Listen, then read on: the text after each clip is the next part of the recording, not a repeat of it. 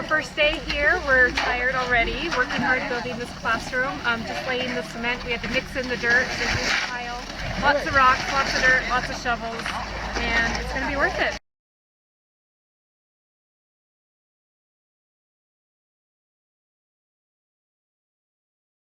This morning we're putting the walls up. You can see we've got a couple of lines going here. We're about to level it off here.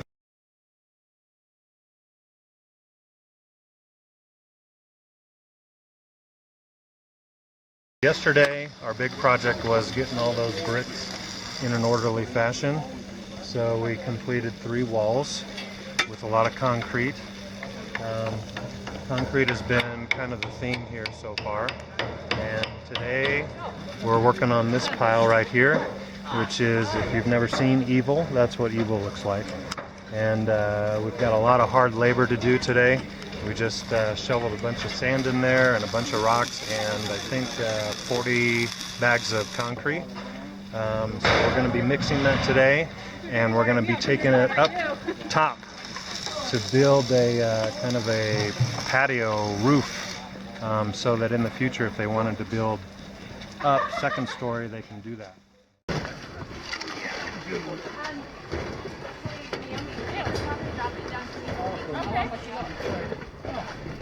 It'll pop in the... Here, I'm dropping one to... Okay.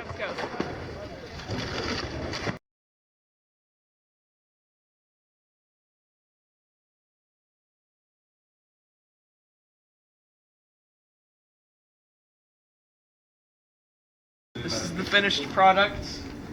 We built a classroom. We did a lot more. It was fun.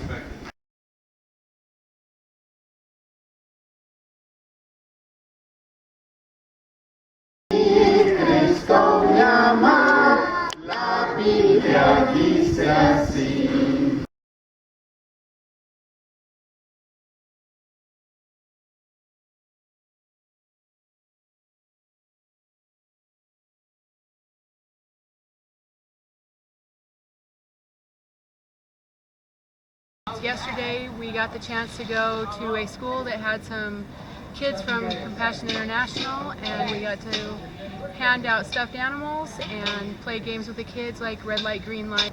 We got to do the Good Samaritan with them, and the pastor gave a sermon about the whole deal. And one of the things that I think impacted me about that was watching Cassandra pass out the stuffed animals to little kids. It was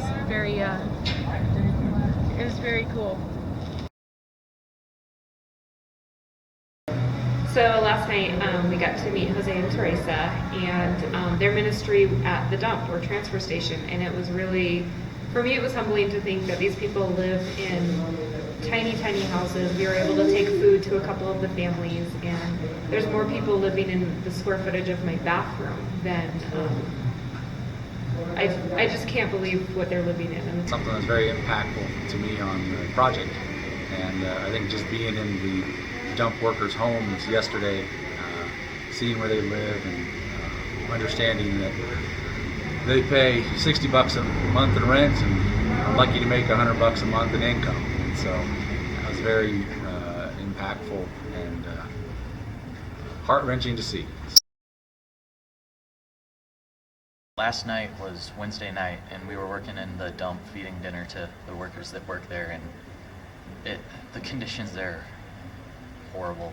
They're working 12 hours a day, 6 to 6, and there was this one family that we met earlier that day, and the father of that family had a stroke, and he's been blind and hasn't been able to hear for a long time, and he and his wife have been working in the dump for 30 years, so just being able to go there and serve them was really impactful and really eye-opening.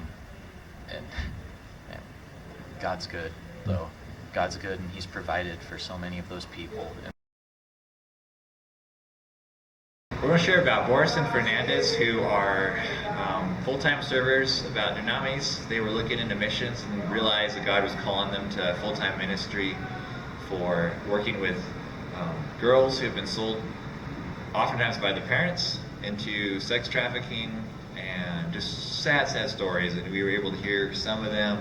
And a big ministry that they have is giving them a way to work with their hands, make something that people value and give them value, because they're taught that they're dogs. And here in Ecuador, Boris mentioned when they're told that they're dogs, it's not American dogs, it's Ecuadorian dogs. And Ecuadorian dogs, you can throw rocks at and nobody gets offended. That's how low they are. And there are many dogs, and they are worthless because there's hundreds of them. So when they're told that, they believe it, and to present the gospel and present a hands-on way that they've done with jewelry from tagua nets is one of the ways that they have that ministry. One verse that stuck out to me this trip is in Matthew 25. It starts in verse 31. When the Son of Man comes in his glory and all the angels with him, then he will sit on his glorious throne. Before him will be gathered all the nations, and he will separate people one from another as a shepherd separates sheep from goats. And he will place the sheep on his right and the goats on his left, and then the king will say to those on his right, "Come you who are blessed by my Father, inherit the kingdom prepared for you from the foundation of the world. For I was hungry, and you gave me food. I was thirsty, and you gave me drink. I was a stranger, and you welcomed me. I was naked, and you clothed me. I was sick, and you visited me. I was in prison, and you came to me." Then the righteous will answer him, saying, "Lord, when did we see you hungry and feed you? Or thirsty and give you a drink? And when did we see you as a stranger and welcome you? Or naked and clothe you? And when did you see the sick or in prison? Or when did we see you sick or in prison and visit you?" And the king will answer them, "Truly I say to you, as you did it to one of the least of these my brothers, you did it to me." So, I think the biggest takeaway I took from this trip was that we see people in the Tri-Cities, in Richland, in Kennewick, in Pasco that are hungry, that are needy, and we should take a stand and do something about it. We should be missionaries every day. Muy buenas tardes, hermanos de la iglesia de Kennewick. Un abrazo, un saludo desde Ecuador. Solo para decirles muchísimas gracias. Gracias por venir. Gracias por ayudarnos. Gracias por sus vidas. Gracias por su iglesia. Gracias por su buen corazón. Dios les bendiga ricamente. Por favor, oren por nosotros y vengan cuando quieran. Las puertas de nuestra iglesia, las puertas de este colegio estarán siempre abiertas para ustedes. Otra vez, Dios les bendiga. Muchas gracias.